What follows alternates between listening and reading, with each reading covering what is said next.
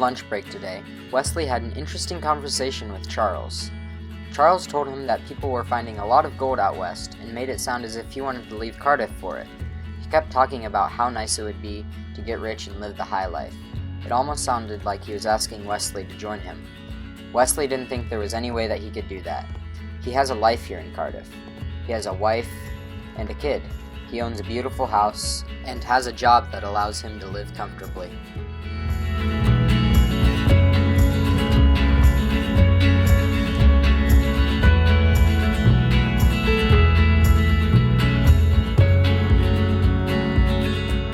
Wesley's life has spun into chaos. He was working late in the mines to try and earn some extra money when Charles came running, screaming his name. Wesley asked him what was wrong, and he said that his house was on fire. Wesley rushed out of the mines to his home.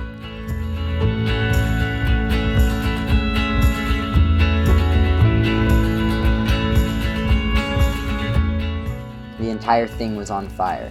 It was burning down, and despite how much he tried, he could not put it out.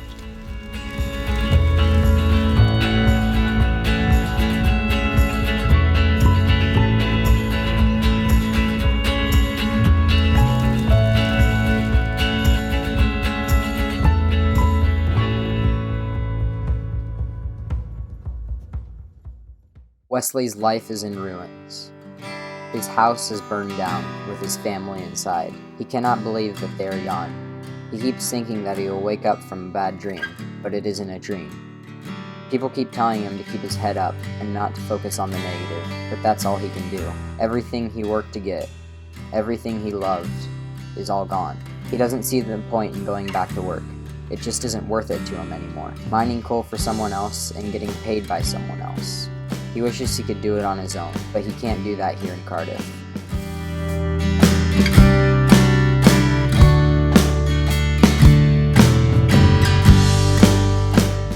Wesley has made up his mind. He is leaving Cardiff. There's nothing left for him here. He wants to start over somewhere else. He has sold all of his belongings except for the things he needs to go west and mine gold. He is taking his pickaxe and enough food to last a few weeks, and what money he could get from selling all of his belongings. He plans to leave tomorrow around sunrise and try to make it to the Mississippi River before sunset.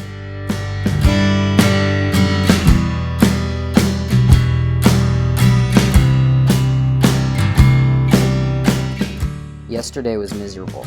Wesley had to walk the entire way. His feet are extremely sore. He made it to the Mississippi River, but the sun was already down. He was able to find a decent place to set up camp and fish along the river, and was able to get a fire going to cook the fish that he caught. It was a rough night. He was kept away by the constant drumming sound of a nearby native tribe.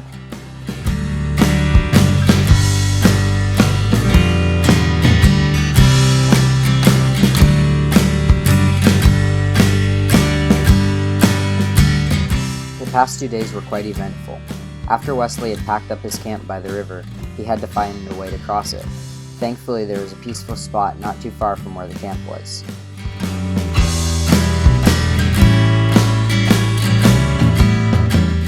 He traveled for a little ways and found the tribe that he had heard all throughout the night. It was hard to communicate with them, as none of them spoke English. He was able to stay in their camp for a night. They served him lots of meats and vegetables at their meals. Wesley will no longer have to walk west anymore. He was able to communicate enough with the natives to purchase a horse and some grain. The horse will make it much easier to get around. He left the camp at noon yesterday and traveled as far as he could until sundown.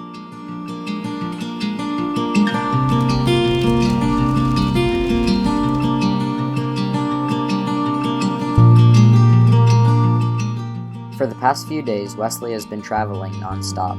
Every day he would cook something quick for breakfast, and then ride all day until he had to stop.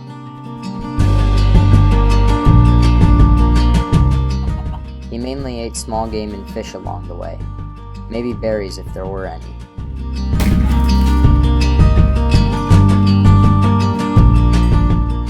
Occasionally, Wesley would run up on a native tribe and was able to trade with them. Most of them only spoke their native language, but he did encounter one that spoke some broken English. They all live such modest lives. They don't have any of the things that Wesley left behind in Cardiff. In a way, he is living his life like the natives, always moving and looking for food. He won't have to do that anymore. Wesley has found a place to stay, Utah, where the ground is red and dusty everywhere.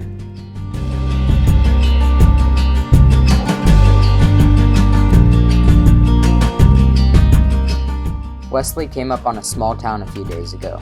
The first night he was there, he had enough money left over to stay in the inn. He enjoyed having a proper bed again, but it was too expensive, and now he is back to camping out. He was able to find a good spot to pan for gold right next to camp. He has gotten a little bit, but nothing worth getting excited about. Tomorrow he plans to find a place to mine.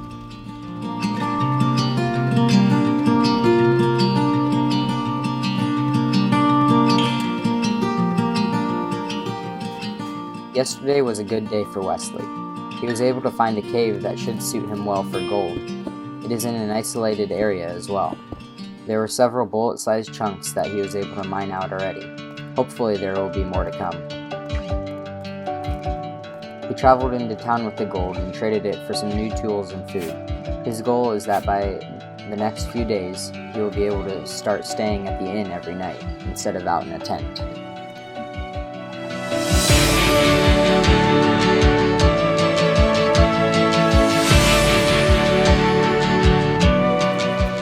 Wesley was finally able to stay in the inn permanently.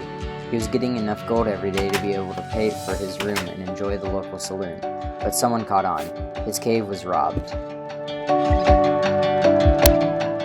He went to the mine in the morning and found that everything was gone.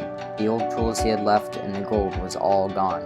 They thoroughly excavated the cave out of gold in the night.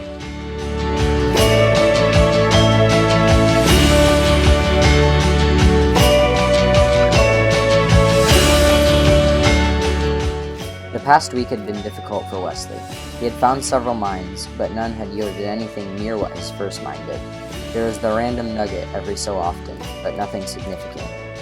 He is back to camping out again because of the lack of gold for food, let alone a room at the inn. He is hoping that sooner or later he will hit something like his first cave, but for now he will have to keep looking.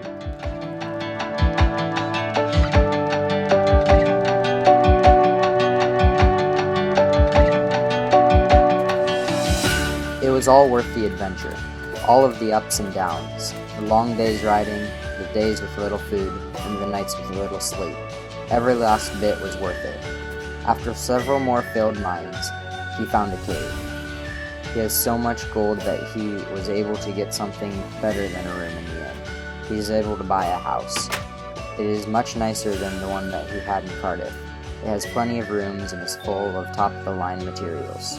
He has made it to the high life. The only thing missing is his family.